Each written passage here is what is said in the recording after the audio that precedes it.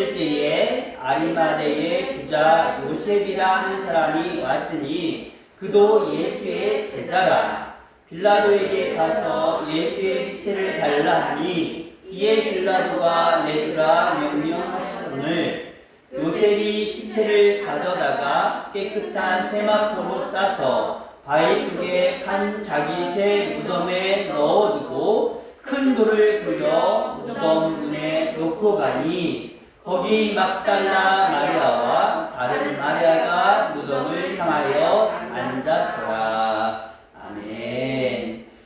빈 무덤이라는 제목으로 하나님의 귀한 말씀 나눕니다. 오늘은 부활 주일입니다. 예년 같으면 예배 후에 주님의 부활을 기뻐하면서 시장을 돌며 부활날을 나눠주고 섬기는 일들을 할 텐데, 아쉽게도 올해는 제가 직접 저희 교회 성도들 위주로 해서 부활날을 나눠줘야 될 것 같습니다.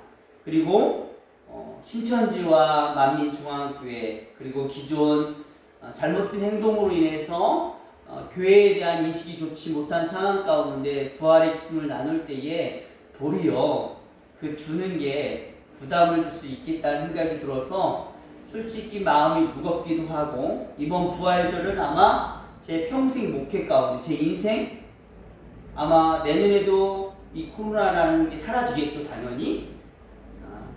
기억이 남을 부활주일인 것 같을 것 같아요. 그래서 더욱더 마음은 아프지만 경고에 이어서 부활의 기쁨을 진심으로 새기는 그런 한 주가 되었으면 좋겠습니다. 우리나라 초등학생들에게 이런 질문으로 조사를 했다고 합니다. 우리나라 역사 가운데 다시 살리고 싶은 위인이 있다면 누구냐? 아마 저희 아이들도 마찬가지일 거예요. 1등이 누가 나왔을까요? 1만 994명이 대답을 했어요. 39.1%가 딱 한 사람을 지목했어요. 다시 살리고 싶은 사람, 위인들 중에 1위가 이순신 장군이래요. 2등이 7,445명인데 26.5%예요. 세종대왕이에요. 거의 순위는 변함이 없을 거예요. 3위가 조금 박빙이긴 한데요. 11.3%였는데 아마 시대에 따라, 그때 분위기에 따라 달라질 것 같은데 유관순 열사라고 합니다. 그 10위 안에는요, 광개토대왕. 저는 솔직히 광개토대왕을 살리고 싶거든요. 만주 벌판을 누리면서 땅을 넓혔으면 좋겠어. 그런 이제 그것 때문에 그분이 지금 현재 살았다고 해서 뭐 큰 역사를 이루는 게 아니죠. 말 타고 왔다가 총 맞아 죽으니까. 그 다음에 허준, 김구 선생, 안진근 의사가 상위 10명 안에 들었다고 합니다. 어른들에게도 이런 질문을 하면요, 거의 비슷해요. 일본과의 사이가 안 좋을 때 불멸의 이순신이라는 드라마가 얼마나 인기가 많았는데요. 그리고 책도 저도 다 읽었었거든요. 아마 이순신 장군이 해군 참모 총장이 되어서 한번 그냥 일본을 이겨주기를 원하는 마음이 있을 것 같아요. 만약 이순신 장군이 와도 판옥손만 알기 때문에 뭐 싸움을 하겠어요. 이순신은 우리나라 역사를 배우는 국민이라면 누구나 비슷할 것 같습니다. 그런데 아이들에게 이런 질문을 한다면, 위인이 아니라 다시 살리고 싶은 사람이 있다면, 질문을 바꾸어서 이야기한다면 어떤 결과가 나올까요? 아마도 자신이 제일 좋아하는 사람 중에 한 사람, 개인적으로 아는 사람을 선택할 것입니다. 그런데 만약 그리스도인 중에, 교회를 열심히 다니고 있는 사람들 중에 다시 살리고 싶은 사람이 있습니까? 라고 물어볼 봤는데, 예수님 사랑해요, 그분을 만나고 싶어요, 예수님을 살리고 싶다고 얘기한다면 도리어 같은 그리스도인들에게 핀잔을 받을 거예요. 어라? 제대로 된 신앙 고백을 가지지도 못한 사람이구나. 어떻게 예수님을 살린다고 해. 만약에 그리스도인들에게 이런 질문한다면 예수님은 그 순위에 들지 않아야 되고 아마 순위에 들지 않을 겁니다. 그 이유는 잘 알듯이 예수님은 죽으셨지만 뭐예요?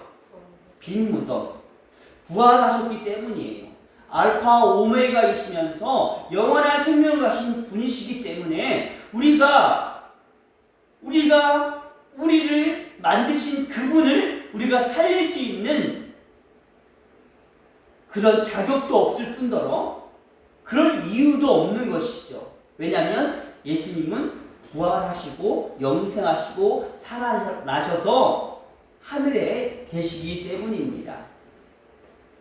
그런데 우리 인간에게는 왜 이런 살리고 싶고 그리고 다시 누군가를 기억하고 싶은 충동이 생기느냐? 어쩔 수 없이 우리 인간은 유한한 존재이기 때문에 가치 있는 거, 숭고하게 생각하는 것들이 참으로 많이 있어요.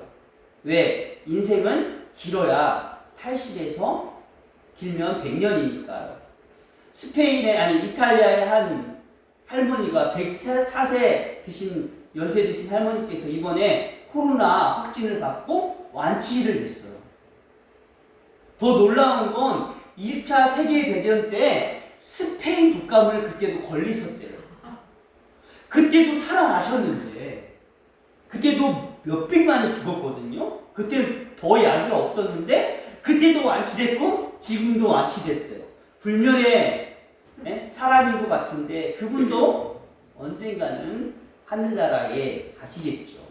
인간은 유한한 존재이기에 가치 있게 생각하고 숭고하게 생각하는 시간들이 있습니다. 그게 뭐예요? 태어남, 탄생, 그리고 결혼, 죽음. 그 중에 더 포함한다면 백일잔치, 돌잔치. 아마 그런 인간의 경조사들이 하나의 숭고한 가치와 그리고 우리가 기억해야 될 우리 마음속에 인간이 가지고 있는 기념해야 될 사건들일 것 같습니다. 그러나 예수님의 탄생은요 그렇게 화려하지 않았어요. 만물의 구세주이면서 우리를 해방하기 위해 이 땅에 오셨다면 멋지게 화려하게 예수님은 태어나셔야 되는데 빌라도 총독의 아들이든지 로마 황제의 아들이든지 그때 당시에 가장 힘이 있었던 나라에 왕의 아들로 태어났다면 얼마나 좋았을까? 더 많은 영향력을 미치지 않았을까? 그런 생각을 해보기도 합니다. 그런데 예수님은요 십자가의 대속의 죽음과 바로 오늘 부활절을 맞이해서 이 부활이 있었기 때문에 예루살렘 성전도 아니고 로마의 총독도 아니고 로마가 황제가 있었던 그 로마라는 곳에 부귀 영화 가운데 명예 가운데 태어나신 게 아니라 베들레헴 마구간에 태어나신 거예요. 왜냐하면 십자가의 죽음이 있고 부활과 영생이라는 최종 목표가 있어서 예수님에게는 태어남이 그리 중요하지 않았어요. 정말 중요한 건 뭐예요? 하나님의 그 십자가의 은혜와 복음 그리고 대속의 은혜와 그 십자가의 사랑을 전하고 구원하고 부활해야 될 그 임무를 잘 마치면 되는 것이기 때문이죠. 그런데 오늘 본문에 나오는 그 아르마대 요셉을 보면서 예수님이 죽으셨을 때 예수님의 시신을 한 번 쓰지 않는 새 무덤에 모셨다라고 이야기했어요. 그냥 예수님 십자가에 달려 돌아가셨으면 어차피 부활할 건데 아무렇지 않게 그냥 빈 껍데기잖아요. 내버려도 되지 않을까? 그렇게 생각할 수 있잖아요. 그런데 하나님은요 아리마대 사람 요셉이에요. 아리마대 요셉이 아니라 아리마다라는 지역 이름이에요. 사무엘의 고향이기도 하거든요. 그 아리마대 사람 요셉에게 빌라도에게 시신을 달라고 해요. 예수님의 제자이긴 했지만 유대인들을 두려워해서 난 예수님에 따르는 12명의 제자 가운데 포함되기는 싫었던 사람, 소심한 사람 중에 한 사람이었어요. 그런데 무슨 용기가 났는지 모르지만 그 사람은 부자였대요. 부자였으면서 예수님을 따르는 제자였어요. 그랬기 때문에 그에게는 뭐가 있었어요? 부자만이 누릴 수 있었던 특권 뭐예요? 무덤. 멋진 무덤을 가지고 있었어요. 보통 서민들은요, 그냥 동굴에 그냥 시신을 던져 넣어요. 성지사를 갔을 때 저기 구멍이 옛날에 무덤으로 쓰였던 달 틈바구니에 그런 뼈들이 많이 있다라는 이야기를 들었거든요. 그런데 돌을 깎아서 돌무덤을 가지고 있었던 사람이 아리마대 사람 요셉이에요. 그는 그래서 뭐예요? 부자였어요. 하나님 그를 사용했어요. 부자였고 영향력이 있었고 유대인들에게 뭐예요? 찍히지 않았어. 그는 제자처럼 예수님 따라갔지만 아는 사람들이 그를 알지 못했어. 그래서 빌라도에게 용기 있게 대답할 수 있는 거예요. 예수님 시신을 달라고. 예수님의 시신을 달라고 이야기할 수 있었던 게 어찌 보면 그에게는 그럴 만한 조건들이 어느 정도 마련돼 있었기 때문이에요. 그런데 중요한 것은요, 예수님의 시신을 거두었을 때는 이제 내가 예수님을 몰래 은밀하게 따르는 제자가 아니라 진짜 되고 싶은 용기를 가지고 시신을 달라고 한 거죠. 그리고 그 시신을 모시고 정성껏, 그때 당시에 우리나라는 면이잖아요. 그런 게 아니라 세마포와 향품을 준비해서 정성껏 장례를 치러줍니다. 아리마대 사람의 믿음, 요셉에 대한 믿음일까요? 용기일까요? 하나님이 그를 사용하신 거예요. 이사야 53장 9절에 보면 이런 말씀이 있어요. 하나님이 이사야를 통해서 예언을 하셨거든요. 예수님이 이렇게 구세주가 메시아가 오는데 이렇게 죽음을 맞이할 거다라고 하면서 예언하신 말씀이에요. 다 같이 한번 읽어보도록 하겠습니다. 그는 강포를 행하지 아니하였고 그의 입에 거짓이 없었으나 그의 무덤이 악인들과 함께 있었으며 그가 죽은 후에 부자와 함께 있었도다. 아멘. 부자는 누구예요? 아리마대 사람 요셉이에요. 하나님이 그를 그렇게 예언한 대로 사용하신 거예요. 그런데 악한 사람들도 같이 있었잖아요. 그게 누군 줄 아세요? 바리새인과 유대인들이 뒷골이 건질거린 거예요. 뒤끝이 구린 거예요. 분명히 예수가 사흘 만에 부활한다고 했는데 진짜 부활하면 안 되나? 오늘 본문 이후에 보면 진짜 부활하면 어떡해? 그래서 또다시 제자들이 또 그 예수님에 대해서 훔쳐가서 부활했다고 하면 어떡해? 그런 여러 가지 복잡한 생각들이 그들 머릿속에 갇혀 있어서 빌라도에게 허락을 받고 경비병들이 그 아리마대 요셉 무덤 안에 지키고 있었어요. 그래서 예수님의 무덤 가운데는 악인들과 함께 누가? 부자도 있었던 거예요. 이 말씀을 통해서 우리는 뭘 알 수 있냐면 하나님께서 그렇게 예비해 놓으셨던 거예요. 하나님이 이사야의 예언대로 예수님의 시신을 거두게 아리마대 요셉을 사용하셨고 장례를 치르게 한 것이죠. 하나님께서 그리 준비하도록 하신 이유가 있어요. 그것은요, 예수님에게 필요한 것은 멋진 새 무덤이 아니라 뭐가 필요하기 때문이에요? 빈 무덤이에요. 사람들이 알고 기억해야 될 빈 무덤이 필요했기 때문이에요. 유월절 전에 성금요일에 예수님이 십자가에서 달려 돌아가셨어요. 다 이루었도다라고 하시면서 사역을 마치고 십자가에서 다 쏟으시면서 휘장이 갈라지고 놀라운 역사가 일어났어요. 그리고 십자가의 복음 가운데 대속의 그 사명을 잘 감당하며 돌아가셨는데 그 다음 날이 뭐예요? 안식일이에요. 유대인들은 안식일에는 아무것도 안 해요. 시신도 만지지도 않아요. 왜? 부정하기 때문에. 그러면 예수님의 시신은 어떻게 했을까요? 갈보리 산 위에서 널저분하게 퍼져 있었을 것이고, 아니면 독수리의 밥이나 조류, 까치의 밥이 됐을지도 몰라요. 아무리 껍데기이지만 사람들에게 뭐를 보여줘야 돼요? 새 무덤이 아니라, 화려하게 멋진 무덤이 아니라 뭐가 필요했던 거예요? 빈 무덤이 필요했던 거예요.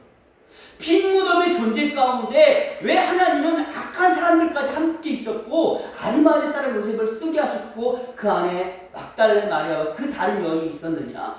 부활의 증거자가 있어야 하기 때문이었어요. 빈 무덤이 필요한 이유는요, 하느님의 아들로서 그분이 이야기하고 선언했던 사망 권세를 이기신 부활하신 예수님이 정말로 이곳에 누워 있었지만 정말로 살아나셨다라는 그 증거이기 때문이에요. 또한 빈 무덤은 예수님 부활의 영과 구약의 영을 이루어지는 것이기 때문에 예수님 진정한 하나님의 아들인 것을 구약의 예언을 통해서 확실하게 증거로 보여준 사건이기 때문에 빈 무덤이 필요한 것이죠. 화려함이 아니에요. 예수님이 태어났을 때 베들레헴 마구간은 그 마구간 통해서 뭘 알 수가 있어요? 예수님이 오신 목적을 알 수 있어요. 선민과 사랑, 낮아짐이. 그 빈 무덤을 통해서 뭐요? 부활을 아는 거예요. 이제 우리나라도요, 코로나가 이제 점점 안정화되고 있잖아요. 처음 대구 신천지 교인들을 통해서 31번 확진자는 아직도 안 나왔대요. 2달 가까이 됐는데 그분은 완치가 되지 못할 수도 있다고 하더라고요. 자꾸 바이러스가 몸에서 양성화된대요. 다시 활성화된대요. 지금 그분은요, 몇 천만 원을 그냥 우리나라 돈을 쓰고 계세요. 그분 때문에 어떤 분은 댓글을 보니까 막 구상권을 청구하자 그러는데 그분들의 믿음이 있잖아. 유친의 부활을 믿는 거. 그냥 어떤 분은 좀 죽어라 막 이런 식으로 이야기하시는 분들이 있거든요. 그런데 이 신천지 사건을 통해서 제가 뭘 깨달았냐면 육신의 부활을 믿어서 우리 우 안에 있는 성도들은 폐렴에 걸리지 않았어요. 우리는 죽지 않아요. 그런데 세상에 대부분 걸린 사람들이 누구야? 신천지 교인들이 무지하게 많이 걸렸죠. 그 중에서는요, 돌아가신 분들 참 많아요. 영혼을 생각하면 안타까워요. 안타까운데 아쉬워요. 신영육이라는 이단 연구 소장님이 있어요. 쉽게 말하자면 그 신천지의 법을 만들어 놨는데 영어 성경을 읽다가 신천지의 교리는 엉망이구나라고 생각을 해서 이만희 밑에 있다가 도망 나오신 분이 이제 이단 상담 연구소를 해서 신천지 비리에 고발하시는 분이에요. 공영방송이 아니라 MBN이라는 TV에 나왔었거든요. 그분이 했던 말 중에 있어요. 이만희 총재는 누군가가 어떤 분이 언젠가는 죽겠죠 라고 이야기했더니 그 소장님이 하시는 말씀이 반드시 죽습니다 라고. 반드시 그분은 죽습니다. 왜냐하면 인간이라는 거예요. 인간이라는 거. 그걸 말해주고 있는 거예요. 인간은요, 그래서 죽음 앞에서 두렵기 때문에 자꾸 겁을 내는 거예요. 만약에 진정한 신앙인이라면 이만이라는 분도 사죄하고 자기 신천지 교인들을 자신이 치료해야 되는 거예요. 자기가 죽더라도.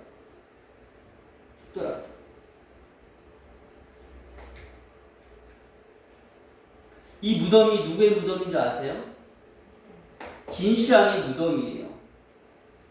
이 사람의 특징이 뭐예요? 불로장생이잖아요.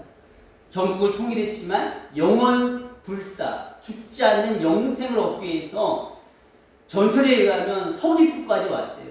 몇천 명의 부하들을 보내서 오고 그리고 일본까지 갔대요. 그래서 이런 소문이 있고 그러면서 오래 살았느냐? 아니에요. 수은에 중독이 돼서 50 좀 넘어서 죽음을 맞이했어요. 얼마나 화려하게 꾸몄나요? 야, 이렇게 멋진 무덤이 어디 있어요? 인간은요, 죽음 직전에도 내가 인생을 살아가면서 이렇게 무덤을 화려하게 꾸미는 이유가 뭔지 아십니까? 내가 이렇게 권세와 부와 명예를 가지고 살았다. 누가 알아줘요? 죄로 변하는데. 후세의 영광이 되기 위해서 미리 무덤을 준비하는 사람들 많아요. 그리고 어떤 사람은 순장 제도가 있었을 때는요, 내가 죽거들랑 내가 타는 말, 그 내 여종, 내 노예, 그리고 동물까지도 같이 묻어달라고 하는 거예요. 순장시대에 있었을 때는. 그런데 100년, 200년, 1000년이 지나면 그 죽음은 인간에게는 멈춤이잖아요. 화려하면 다 죄로 변하는 거잖아요. 아무 쓸모가 없는 거잖아요. 그죠? 그리고 인간이 이렇게 빈 무덤에 목숨을 건, 빈 무덤이 아니라 무덤에 목숨 건 것은 뭐예요? 내가 이렇게 멋지게 살았다라는 거. 내가 멋지게 인생을 살았다는 것을 보여주기 위함이에요.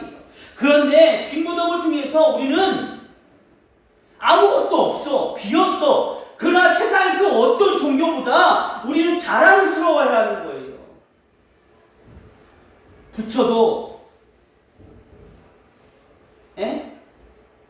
이슬람의 모하메드도 다 그들의 시신은 빈 무덤이 아니라 죽은 무덤 가운데 있어요. 그냥 묻혀 있는 거예요. 그러나 예수 그리스도는 없어요. 부활하셨기 때문에 빈 무덤이에요. 그래서 우리는 이 빈 무덤을 통해서 영원한 생명 우리 주인이 누구이다? 바로 예수 그리스도이다. 이런 믿음의 고백이 있어야 될 줄 믿습니다. 그리고 또 한 가지가 뭔지 아십니까? 사람은 마지막에 자신의 삶을 화려하게 꾸면서 자랑하고 싶은 욕망도 있잖아요. 이게 인간의 연약함이잖아요. 그러나 이 빈 무덤을 통해서 예수님이 가르쳐주고 싶었던 거, 우리가 꼭 알아야 될 게 뭐냐면 바로 그분의 삶인 거예요. 호랑이는 죽어서 가죽을 남긴다고 하죠. 사람 죽어서 뭐래요? 이름을 남기죠. 그런데 그리스도는 죽어서 뭐를 남겨야 될까요? 예수님의 흔적을 남겨야 돼요. 저 사람이 그리스도인이야? 정말 예수님 잘 믿고 갔어. 정말 참 신앙인으로 살았구나라는 칭찬을 받아야 되는 거예요. 그런 신앙의 모습을 배우려면 우리 안에 뭐가 있어야 돼요? 부활 신앙이 있어야 돼요. 빈 무덤, 아무것도 욕심내지 않고 섬기고 사랑하지 않은 그런 모습이 그 안에 있어야 되는 거예요. 아리마대 요셉은요, 예수님을 구경꾼처럼 따랐던 군중들, 구경꾼들보다는 나았어요. 약간의 추종자였어요. 그런데 그는 제자였지만 유대인들을 두려워해서 드러내지는 않았어요. 더 중요한 것은 12명의 제자들, 예수님이 십자가에 돌아가시고 다 도망가 버렸어요. 그러나 아리마대 요셉은 상상해 보세요. 그가 어떤 삶을 살았을까요? 유대인들이 눈치 보며 살았을까요? 이제는 그가 뭐가 되는 거예요? 참 제자가 되는 거예요. 부활하신 예수님이 나의 구세주라는 것을 느끼는 거죠. 그 제자들도 군중이 아니라 그냥 따라가는 구경꾼이 아니라 제자가 되는 거. 제자라는 것은 뭐냐? 마세테스라는 단어인데 뭐냐면 발자취를 닮아가는 것. 발자취를 닮아가는 삶을 사는 것이 바로 제자라고 이야기합니다. 여러분들도 우리 안에 부활 신앙이 있다면 그분을 닮아가기 위해서 노력하는 거예요. 당연히 진정한 그 안에 믿음이 있으면 세상을 위해 섬기고 사랑하는 베들레헴 마구간의 사건까지도 마음에 품을 수가 있는 거죠. 요즘 세상에 진정한 그리스도인이 얼마나 될까 많은 생각을 해보게 됩니다. 대형교회 목사님들이요, 요즘 온라인으로 예배를 드리는데 드리다 보니까 마음이 아프잖아요. 왜냐하면 몇천 명 모이는데 화면을 딱 돌려보니 빈자리야. 그런데 있는 것처럼 설교 말씀을 전하시면서 어떤 목사님이 우시더라고요. 눈물 안 흘리려고 했는데 안타까워서. 미국의 어느 목사님은요, 대형교회 목사님은요, 대단해. 어떻게 자신을 위로받았냐면 성도들이 앉은 자리를 다 기억해놨다가 사진을 붙여놨어. 그냥 사진이 아니라 브로마이드 큰 거. 의자에 앉은 것처럼 다 골고루 앉혀놨어. 그리고 설교를 한다는 거예요. 온라인 예배를. 그래서 그렇게라도 힘을 얻으려고 하는구나. 참 감사하다라는 생각이 들었어요. 지금 현재 우리 부활주일 이 주일을 맞이해서 하나님은요 코로나와 함께 진정 우리의 신앙을 시험하시는 듯한 느낌을 받아요. 그리고 진짜 신앙이 무엇인지를 우리에게 요구하시는 것 같아요. 일제시대 때 핍박하고 신사참배를 강요하면서 예수님을 믿지 못하게 했을 때 목숨 걸고 하나님을 믿었지만 이제는 이웃을 사랑하고 섬기는 마음으로 우리가 배려하면서 우리의 신앙을 지켜야 되는 또 다른 고난이 우리 안에 있어요. 왜 고난인 줄 아세요? 세상이 즐길 것들이 너무 많거든요. 타협하면서 온라인 예배가 또 다른 예배의 콘텐츠가 되어버리면 예배는 보는 게 아니거든요. 드리는 거거든요. 같이 모여서 함께 준비한 모든 과정이에요. 말씀 선포하는 것은 목회자가 하지만 준비한 모든 과정들. 왜? 구약시대에는 각을 두고 뭐하고 제사를 준비하는 건 예배를 드리는 사람들이 다 하는 거고 심리하는 건 목회자였지만 여러분들 안에 아마 이 모든 것들이 고난일 수 있지만 진정한 이 고난에 참여하는 여러분들 되기를 진심으로 축복합니다. 제가 한 명을 소개하도록 할게요. 이분은 분당 우리교회의 이찬수 목사님이세요. 이 교회는 몇천 명이 모이는 교회예요. 대형 교회입니다.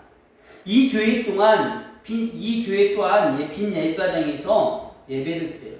설교 말씀을 전해 주십니다. 저도 이분의 책과 설교 말씀을 들으면서 많은 도전과 예수님의 흔적을 닮아가려고 하는 그 삶을 배우고 있어요. 이렇게 빈 예배당에서 부활절을 통해서 우리가 힘든 교회, 어려운 교회를 섬겨야 되겠다라는 성령의 감동을 통해서 선포를 하셨어요. 그래서 당회를 모집을 해서 의논을 했다고 해요. 생각을 해보세요. 이 교회도 성도들이 비어있어. 예배 드리기에 부족해. 재정적으로 어려울 수 있어.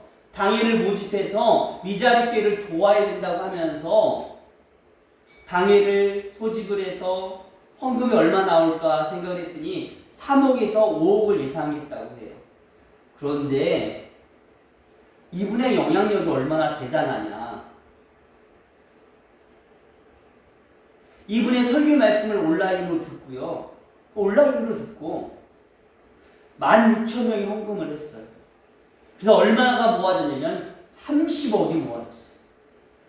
그 30억을 775개 교회에 3개월 동안 개척교회죠. 개척교회 임대료를 쓸 수 있도록 도와주신다고 하더라고요. 제가 도전을 받았어요. 참 대단하구나. 이분에게 도전받는 이유는 또 한 가지가 뭐냐면 내년 되면 안신년을 갖고요. 조기 은퇴를 하는 거예요. 하고 교회가 크잖아요. 30개 교회로 다 교회를 나눠서 파송을 하고 15개 교회는 30개 교회다. 15교회는 자기 부교육자들에게 하고 나머지 15교회 교회는 정말로 하나님이 쓰실 만한 사람들을 고다를 따지지 않고 그렇게 섬기게 돼. 다 분리 개척 다 쉽게 말하면 해산시켜버리게 돼. 자기는 조기 은퇴하고 쉽지 않거든요. 사람은 어떻게 하면 자신의 화려하게 마지막을 꾸미고 싶어 하는데 근데 이분은 왜 이렇게 신앙을 고백할 수 있냐? 항상 예수님의 삶을 닮아가는 노력이 그 안에 있어요. 그분이 설교 말씀에서 이분이 이런 말씀을 했습니다. 이걸 떠벌리려고 인터뷰하고 자랑하고 퍼뜨리는 것은 성경의 원리가 아니지만 왜 설교 시간에 계속 이야기하고 있는가? 왜 이렇게 섬김에 대해서 이야기하고 있느냐? 정말 예수 믿지 않는 사람들도 헌금을 해주셨거든요. 어느 분은 1억 가까이 하시는 분들도 계셨대요. 그러면서 이분이 했던 말씀이 뭐냐면 오른손이 하는 일을 왼손이 모르게 하는 일도 중요하지만 오른손이 하는 일을 왼손에게도 알려서 독려하는 것이 그 이상 중요하기 때문이다. 어찌 보면 현재 그리스도인들에게, 구약시대가 아니라 현재 이 땅을 살아가는 그리스도인들에게 원하는 필요한 메시지인 거예요. 정말 그리스도의 삶이 뭐냐? 예수님의 제자로 삶을 살아가는 게 뭐냐? 정말 오른손이 하는 일이 왼손이 해갈 줄 알아서 함께 섬기면서 세워서 진정한 그리스도인의 삶을 살 수 있도록 돕는 역할이지 않느냐라는 고백이죠.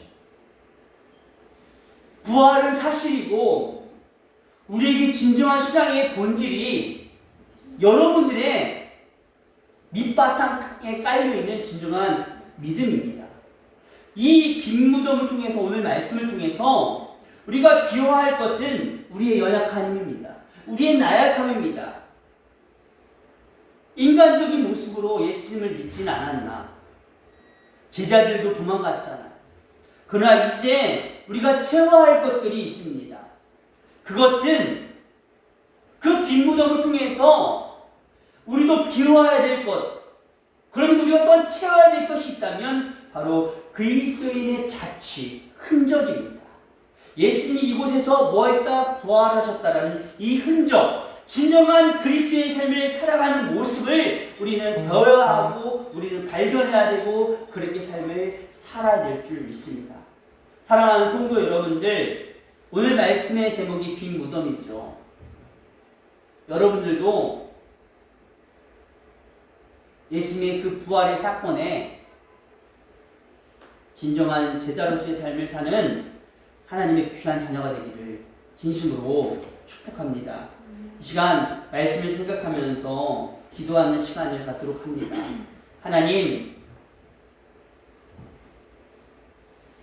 하나님께서 그의 아들 예수 그리스도 이 땅에 보내주시고 우리를 사랑하셔서 우리의 죄를 사하여 주셨고 또한 부활하셔서 사망 권세를 이겨주시며 영생이라는 놀라운 축복의 약속을 허락하여 주셨는데 우리가 그 믿음을 가지고 세상에서 예수님처럼 섬기며 정말로 귀하게 인생을 살아가고 또한 마지막 날까지 승리하는 인생을 살게 해달라고 우리 말씀을 생각하며 다같이 한 목소리로 하나님께 기도하겠습니다. 하나님 아버지 감사합니다.